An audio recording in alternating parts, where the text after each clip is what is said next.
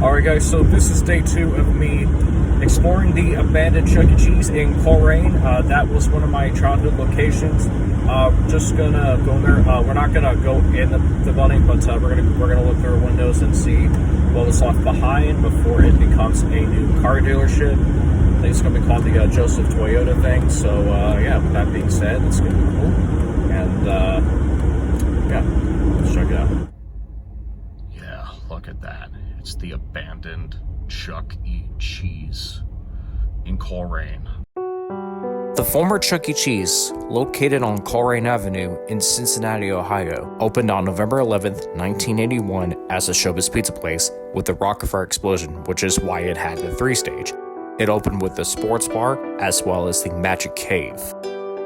Not only that, but it was also considered the second Cincinnati location for Showbiz after Sharonville opened in October of the same year it opened. It hosted several charity events, as well as the Bengals Super Bowl watch party in 1982. The Rockefeller explosion performed at that Showbiz for 10 years before converting into concept beautification in 1991 as part of a rebrand to Chuck E. Cheese's Pizza.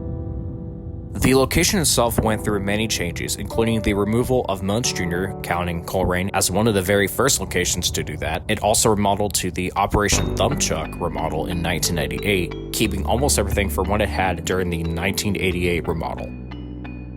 The location itself had some very rare features and unique stuff that they actually kept, and sometime in 2003, Pizza Cam was removed for unknown reasons, leaving 2 other prop characters, both the building and the moon, as the only prop characters remaining.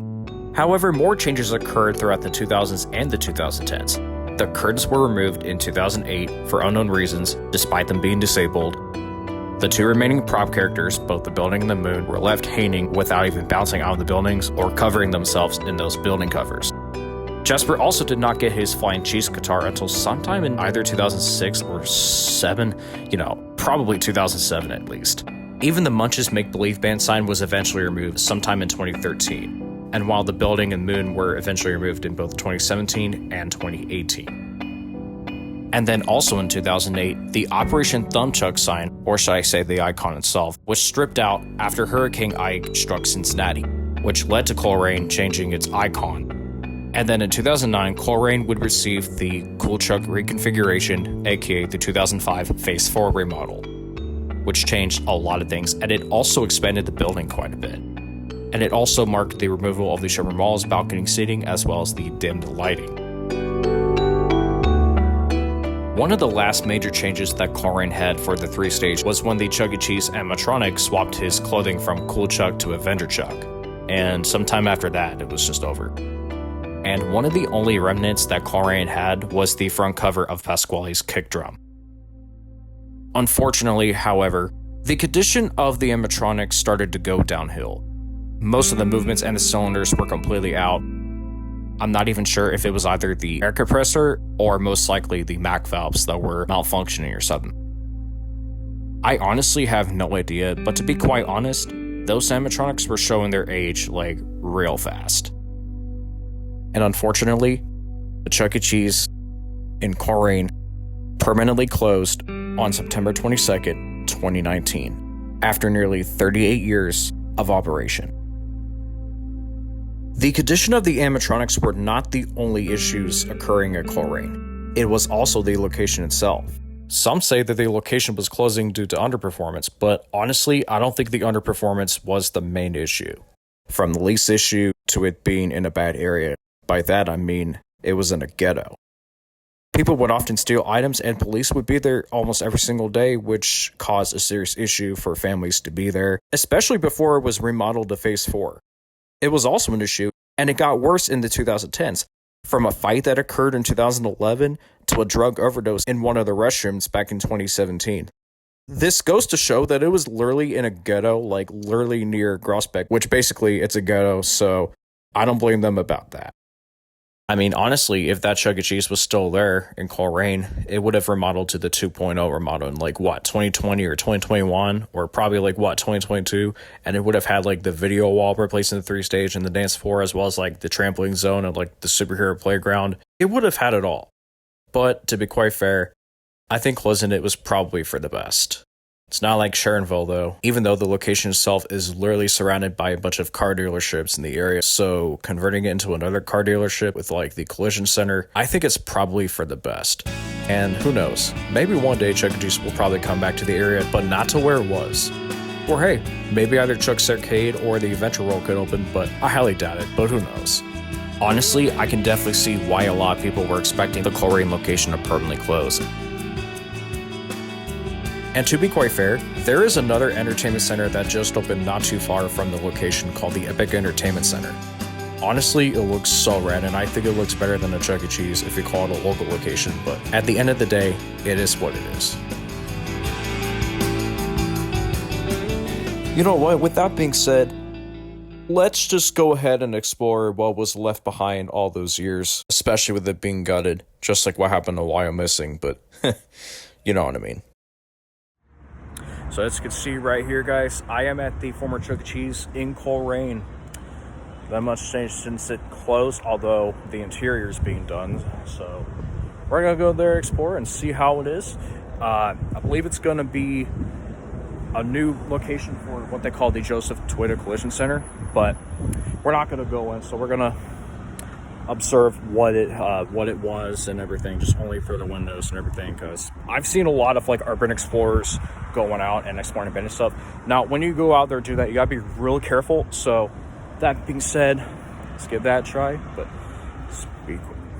So this whole building right here, you can see these whole stripes. I think that these faded stripes were probably the Showbiz. I don't know what they were doing through remodel, but you can definitely tell it was something. This was what it was from there. In the very back was, well, you might have seen it from the Miamisburg location as well, but this is what the layout of Showbiz was like when it was Showbiz, before it got converted into Chuck E. Cheese. So it's really cool to see. There's an old sign on this door that says no deliveries allowed. This was like before the DoorDash thing, and before Pasquale's Pizza and Wings thing. You could tell by that. This was front right there was their entrance and everything. So you can tell how cool of a layout was. So actually, as you can see right here, this area, this was, well, a little bit of it was not there before. So with that area right there, that was actually expanded when they expanded the area when they remodeled Chuck E. Cheese to Phase 4, aka the Cool Chuck reconfiguration. So it's very cool to see. So this is the back I was talking about. So the back would have been where the 3-stage would have been like right there, but as you can see through the hole, yeah, there's this massive hole they made. So I'm guessing that they already took the stage out, so it's been long gone. This would have been their emergency exit right there. That's pretty cool to see. Yeah, and like this half would have been where the restrooms were and where, you know, everything else was in there. So that's really cool to see in there with the, you know, the kitchen and the price counter would have been on this side of everything. So because the front was where they had all the games and the prizes and such, so that's cool. All right, and this is the other side of Chuck E. Cheese. Look how dirty that this is. Look at how this like bottom wall of the exterior. Look at how it's deteriorating. Like, come on, my God, they have it deteriorated. You can also tell how old it is. Just look at it. Sheesh. My God. You can tell there's stripes as well. My God. You can tell this is just a shell of its former self of what it was, the Chuck E. Cheese. I know some people have come here to explore what used to be. These windows right here, I don't know if we're allowed to look in there, but yeah, you can tell that this was a Chuck E. Cheese. You could see through the door right here. This would have been where their price room was. So the window was like where they had the, this would have been where their play zone was and everything. Just look how old it is. My God.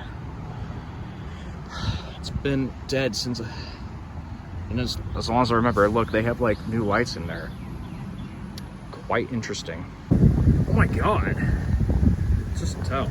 That right there was their old sign. So that's really cool to see. And like down there is their front entrance. You can tell with that, wow, they left everything behind right before they would even get 2.0. I mean, if this was still open right now, this Chuck E. Cheese would have been a 2.0, honestly. And it's through the stairs, so you would walk through stairs to get to the Chuck E. Cheese. Look at, oh my God, look at this mold. Oh my God. Dude, that's horrible. And here, right where you can see, that right there is the entrance to what was known as the Chuck E. Cheese. Wow. There's the old sign right there. So yeah, they expanded this part into here. Wow. It's been long gone. So yeah, this is their front facade. So you can tell they have most of their windows closed because they don't. They probably don't want people to look in through there. So I don't blame them about it. But wow, just look how amazing this is, man.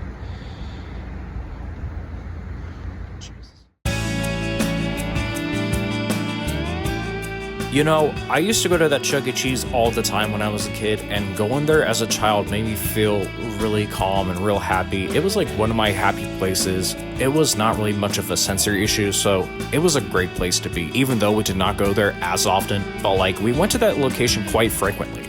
And believe it or not, this was like one of the first Chuck E. Cheese locations I'd ever been to in my life, so it has a special place in my heart.